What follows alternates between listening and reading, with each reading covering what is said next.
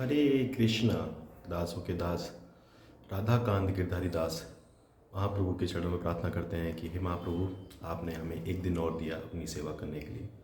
उसी सेवा के क्रम में महाप्रभु के चरणों में प्रार्थना करते हैं। श्री श्री राधा माधव अष्ट सखी पंच तत्व विघ्न विनाशक श्री लक्ष्मी नरसिंह भगवान कृष्ण कृपा मूर्ति ऐसी भक्ति वेदांत सर प्रभुपाद परम पूज्य गोपाल कृष्ण गोस्वामी गुरु महाराज समस्त वैष्णव जन गुरु परंपरा के पास से हम लोग यह सेवा कर पा रहे हैं। उसी सेवा के क्रम में हम सब लोग आज चर्चा करेंगे मोक्षदा एकादशी। ये सबसे पवित्र एकादशी हम लोग भगवान श्री कृष्ण ने अर्जुन को जो संदेश दिया था, आज के दिन ही मोक्षदा एकादशी के दिन दिया था। तो उस एकादशी का हमें कैसे पालन करना है, कैसे व्रत करना है, अपनों को कैसे भगवान गीता का जो कृष्ण को जो संदेश दिया, हमें किस प्रकार लोगों को अपने जीवन में से उतारना चाहिए, उस पर हम लोग चर्चा करेंगे। ब्राह्मण पुराण में मार्गशीर्ष के शुक्ल पक्ष में आने वाली मोक्षदा एकादशी का महात्म भगवान श्री कृष्ण युधिष्ठिर से कहते हैं।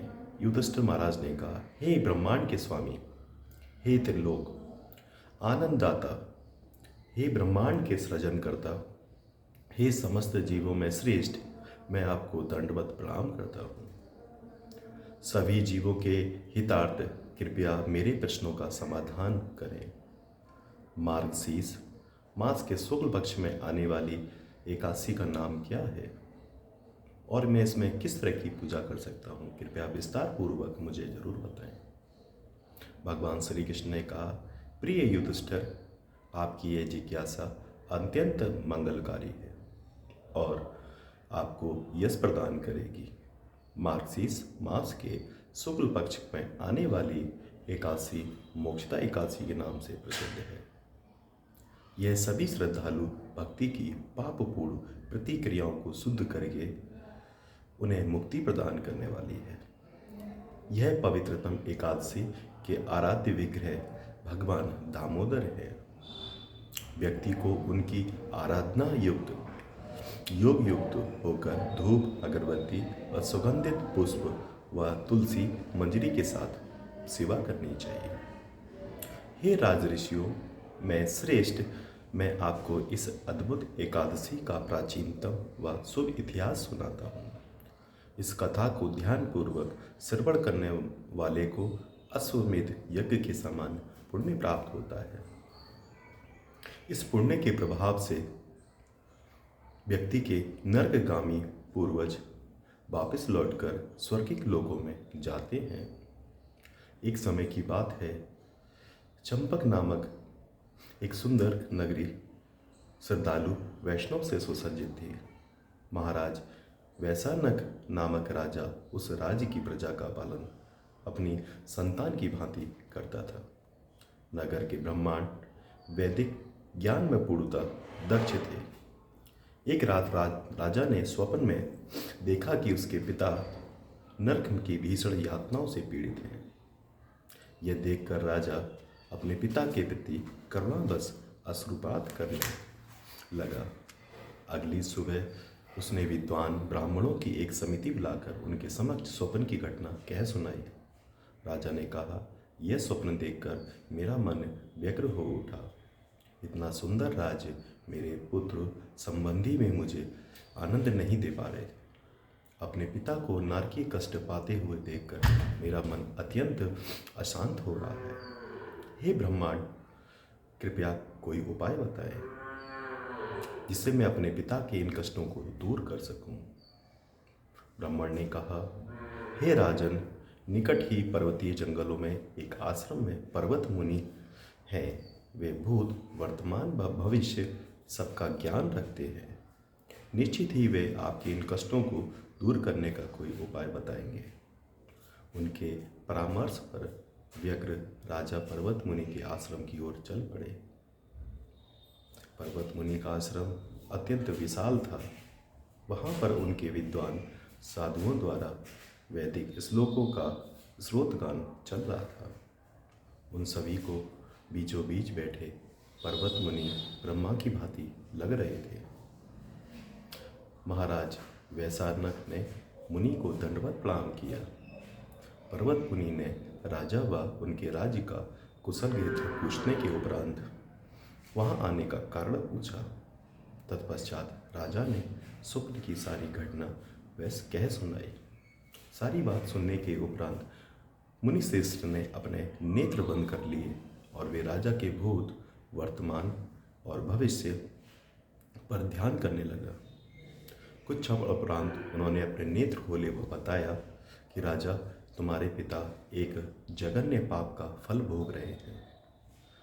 अपने पूर्व जन्म में उन्होंने अपनी पत्नी के साथ उनके मासिक धर्म के दौरान उसकी इच्छा के विरुद्ध संबंध बनाया था। उसने उन्हें रोका भी, कृपया मेरे मासिक धर्म में इस प्रकार की बाधा उत्पन्न मत करो, क्योंकि वे नहीं माने और अब वे इसी पाप कर्म का फल भुगत रहे हैं। राजा वैशक्न ने पुनः पूछा कि वे मुनिश्रेष्ठ, मुझे कोई ऐसा उपाय बताएं, ये व्रत बताएं या तपस्या बताएं जिसके द्वारा मैं अपने प्रिय पिता को इस नरक में कष्टों से मुक्त करा सकूं। तब पर्वत मुनि ने कहा, राजन, यदि आप मार्गशीर्ष मास के शुक्ल पक्ष की एकादशी का गंभीरता पूर्वक पालन करें व उसके पुण्य को अपने पिता को समर्पित कर दें तो वे इन कष्टों से तत्क्षण मुक्त हो जाएंगे। ऐसा सुनकर महाराज ने मुनि को धन्यवाद प्रकट किया वह महल लौट आए। हे युधिष्ठिर महाराज, वैशक्न ने मोक्षदा एकादशी आने पर अपनी पत्नी, बच्चों व संबंधियों के साथ एकादशी व्रत का उपवास किया और कर्तव्यवृद्ध होकर उनसे प्राप्त पुण्यों को अपने पिता को समर्पित किया। आकाश से देवगणों द्वारा पुष्प वर्षा की गई। देवदूतों के राजा की प्रशंसा की और उनके लिए स्वर्गिक लोक की ओर मार्गदर्शन किया। जब वे इतने लोकों में उच्च लोकों को प्रस्थान कर रहे थे और मध्य में अपने पुत्र को लांग रहे थे तो उन्होंने राजा से कहा, मेरे प्रिय पुत्र, तुम्हारा कल्याण हो। अंततः वह स्वर्गिक लोक में पहुँचे। हे पांडुपुत्र, जो भी कठोरतापूर्वक नियम निर्देशों के साथ गंभीरतापूर्वक इस एकादशी व्रत का पालन करता है वे मृत्यु के उपरांत उत्तम मुक्ति को प्राप्त होता है। इस एकादशी तिथि से कोई व्रत बड़ा व्रत नहीं है, क्योंकि यह पूर्णतः शुद्ध व पाप रहित दिन है। यह चिंतामणि की भांति है जो कि अपने पालनकर्ताओं को अगण्य पुण्य प्रदान करता है। जो भी व्यक्ति अपनी आध्यात्मिक उन्नति के लिए इस पवित्र व्रत का पालन करता है वह भगवान के परम धाम लौट जाता है। यह दिन दो प्रकार से शुभ है। एक वह शुभ दिन जब भगवान श्री कृष्ण ने कुरुक्षेत्र की रणभूमि में अर्जुन को भगवद गीता का उपदेश दिया था और जो अब ज्योतिषर तीर्थ कहलाता है। और जो भी इस दिन किसी भी किए गए व्यक्ति को भगवद गीता का उपहार स्वरूप भेंट करता है तो उसे भगवान श्री कृष्ण के विपुल आशीर्वाद प्राप्त होता है। जो शुक्ल पक्ष अथवा कृष्ण की एकादशी का व्रत करता है उसे वैकुंठ में रहने की सुविधा प्राप्त होती है। भारतवर्ष में आकर वह भगवान श्री कृष्ण का अनन्य उपासक बनता है और कृपया भगवान श्री हरि के प्रति उसकी भक्ति सदृढ़ होती है। शरीर त्यागने के बाद पुनः गोलोक वृंदावन में जाकर वह भगवान श्री कृष्ण के सारूप्य प्राप्त करके उनका पार्षद बन जाता है। पुनः उसका संसार में आना नहीं होता। यही बराबर पुराण में वर्णित है।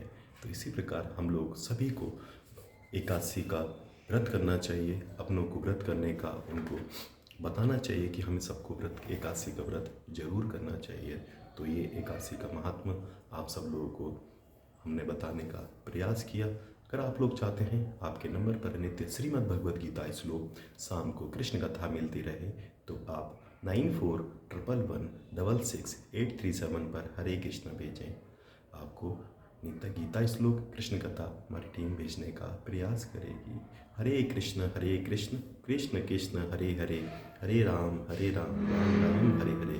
अपने जीवन में भगवान कृष्ण की प्रेममयी भक्ति व सेवा करने का आप सौभाग्य प्राप्त करते रहें, अपनों को कराने का प्रयास करते रहें। हरि हरि बोल, हरि हरि बोल, हरि हरि बोल।